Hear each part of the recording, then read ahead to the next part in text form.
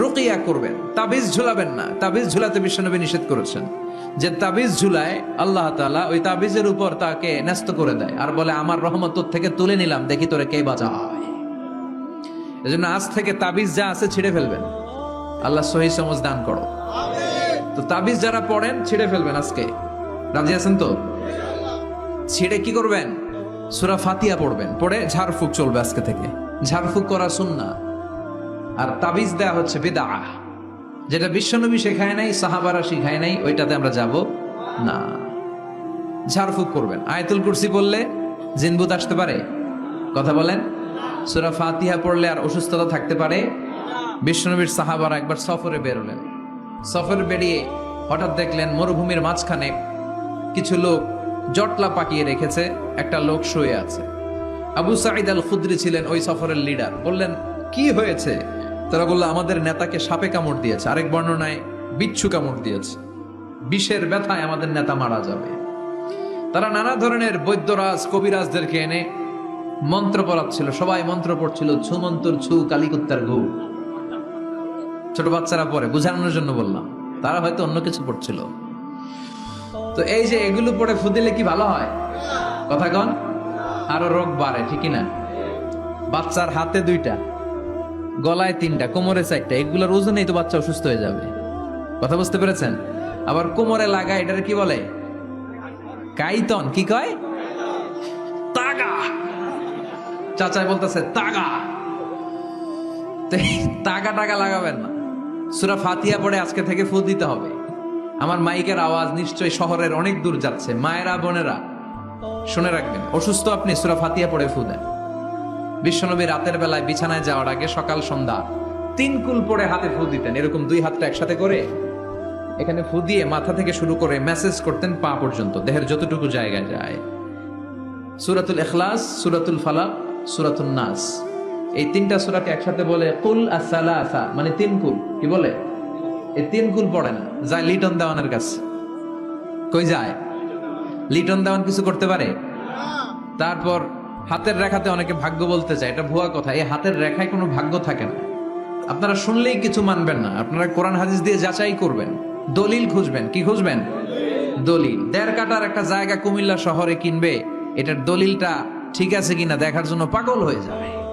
নিজে বুঝে না, আরেকজনের কাছে যায় যে পাক্কা বুঝে, দেখেন দলিলটা ঠিক আছে কিনা। তো 1.5 কাঠা জায়গার দলিল ঠিক আছে কিনা পাগল হয়ে গেলে, যেই জান্নাতের দাম গোটা দুনিয়াটারে 10,000 বার বিক্রি করলেও জান্নাতের একটা চেয়ারের দাম হবে না, ঠিক কিনা? তো ওই জান্নাত আপনি পাবেন যেই আমল করে, ওই আমলের দলিল লাগবে না? কথা বলেন। তবে বিনয়ের সাথে, কারো কাছে যখন দলিল চাবেন বিনয়ের সাথে আগে বুঝে নিবেন কার সাথে কথা বলতেছেন। You have to know who you are talking with, you don't know who you are dealing with. অনেকে জানে না কার সাথে কেমন করে কথা বলতে হয়। এজন্য আমি বলি যে জাননেওয়ালার উপরও জাননেওয়ালা আছে, তোমার অনেক পড়তে হবে, অনেক জানতে হবে, তাহলে তুমি সব বুঝবা, ঠিক কিনা? তো আমরা ঝাড়ফুঁক করব। আবু সাইদ খুদরি বলল এই ছুমন্তর সু কালিকুত্তার ঘু, এটাতে কিছু হবে না। আমার কাছে এমন জিনিস আছে, এটা দিয়ে ফু দিলে ভালো করে দেয় কে? সবাই বলল তাহলে আমাদের নেতাকে ভালো করো। আবু সাইদ খুদরি বলল তাহলে আমার ছাগল দিতে হবে, 1 পাল ছাগল। ওরা রাজি হলো। সবাইকে সরিয়ে উনি বসলেন। এই জীবনে প্রথম উনি রুকিয়া করেছেন। সূরা ফাতিহা পড়ে একবার ফু দিলেন, চোখ বন্ধ ছিল, সর্দারের চোখ খুলে ফেলেছে। আবার ফু দিলেন, এবার বসে গেছে, আবার ফু, হাঁটতে শুরু করছে, পুরা সুস্থ। সুবহানাল্লাহ পড়েন। 1 পাল ছাগল পেলেন, পথিমধ্যে একটা ছাগল জবাই করেও খেলেন। এরপর বিশ্বনবীর কাছে এসে মাসালাটা রিচেক করে নিলেন, ক্রস চেক, ডাবল চেক। আপনারা এখন ইউটিউবের সময় না, যে কোনো জিনিস সার্চ দিলেই সব পাওয়া যায়, আপনি জানতে পারবেন। একটা বিষয়ের উপর অনেকগুলো আলেমের বক্তব্য শুনবেন, ফলে ওভারঅল একটা ধারণা আপনি পেয়ে যাবেন। বুঝতে পেরেছেন? বিতিরের সালাত কয় রাকাত, অনেক মন্তব্য আছে, অনেক মতামত আছে। আপনি 5 জন স্কলারের কথা শুনেন, মোটামুটি একটা আন্দাজ পেয়ে যাবেন যে এটাই হয়তো হকের কাছাকাছি। গোড়ামি করা যাবে? ইসলামে গোড়ামি নাই। ইসলামের সৌন্দর্য হচ্ছে আত-তাইসির, simplicity is the beauty of Islam. সহজীকরণ হচ্ছে ইসলামের সৌন্দর্য। বিশ্বনবীকে যে কোনো অপশন দিলে সবচেয়ে সহজ অপশনটা নিতেন। সুবহানাল্লাহ পড়েন। বিশ্বনবীর কাছে এসে বললেন ইয়া রাসূলুল্লাহ, সূরা ফাতিহা দিয়ে ঝাড়ফুঁক করে এক বর্ণনায় 100টা, আরেক বর্ণনায় 30টা ছাগল আমরা পেয়েছি। পথিমধ্যে একটা ছাগল জবাই করে আমরা খেয়েছি। এই যে কোরআন দিয়ে ফু দিয়ে আমরা ছাগল আনলাম, খাইলাম, এই ছাগল নেয়াটা জায়েজ হয়েছে কিনা বলে। মাসালা ক্রস চেক করতে আসছে, ডাবল চেক, দেখে বিশ্বনবী কি বলে। বিশ্বনবী বলেন জায়েজ হয়েছে মানে কোরআনের দাম বাড়ায় দিয়ে আসছিস বেটা। আল্লাহু আকবার। কোরআনের দাম তোমরা বাড়িয়ে দিয়ে এসেছো। 30টা বা 100টা ছাগল যাই পাইছো তোমরা, ভাগ বটোয়ারার পরে 2-1টা থাকলে আমারও দিও। তো এটাকে বলে সূরাতুশ শিফা। কোরআনের ভেতরে শিফা দিয়েছে কে? ওয়া নুনাজ্জিলু মিনাল কুরআনি মা হুয়া শিফাউন ওয়া রাহমাতুল লিল মুমিনিন ওয়া লা ইয়াজিদুল যালিমিনা ইল্লা খাসারা। এই কোরআনের মধ্যে আমি শিফা দিয়েছি, রহমত দিয়েছি, বরকত দিয়েছি। মুমিনদের জন্য কোরআনকে শিফা বানিয়েছে কে? সূরাতুশ শিফা মনে থাকবে? এই যে পীর সাহেব হুজুরের কাছে যে আসেন ফু দেওয়ার জন্য, যে হুজুর ফু দেন, হুজুর কি পড়ে ফু দেয় জানেন? আজকে গোবর ফাঁস করে দিয়ে যায় হুজুরের, সূরাতুল ফাতিহা পড়ে ফু দেয়। হুজুরের কাছেও আইসেন, আপনারাও ফু দিয়েন, নিজেরাও দিবেন। সবসময় যে হুজুরের কাছ থেকে নিতে হবে তা না, আব্বা আম্মার কাছ থেকে নিবেন। 2 গ্লাসের পানি, পৃথিবীর সবগুলা পীর সাহেবরে বললাম হুজুর এই গ্লাসে একটু ফু দেন, হুজুর আমার ফু দিয়ে দিল। আমার আব্বা উনি আরেক গ্লাসের পানির মধ্যে ফু দিয়ে দিল, মুহূর্তের মধ্যে আমার আব্বার ফুটা কাজে লেগে যাবে। ওটা পৃথিবীর পীর সাহেব একদিকে, বাবা মার দোয়া আর ফু আরেকদিকে, ঠিক কিনা? তো এই জন্য সূরাতুল ফাতিহার এক নাম হচ্ছে সূরাতুশ শিফা। কি নাম? সূরাতুশ শিফা। আবার এই সূরার আরেক নাম হচ্ছে সাবউল মাসানি, নিত্য পাঠনীয় সপ্তবাক্য। নিত্য পাঠনীয় সপ্তবাক্য, যেই সূরাটা প্রতিদিন পড়া হয়। রব্বুল আলামিন বলেন ওয়ালাকাদ আতাইনাকা সাবআম মিনাল মাসানি ওয়াল কুরআনাল আযীম। ও নবী, আমি আপনাকে নিত্য পাঠনীয় 7টা বাক্য দান করেছি, সাথে সাথে কোরআনে আজিম দান করেছি। সুবহানাল্লাহ। নিত্য পাঠনীয় 7টা বাক্য, এমন 7টা বাক্য এই সূরাতুল ফাতিহা, যে 7টা বাক্য সব সময় পড়তে হয়।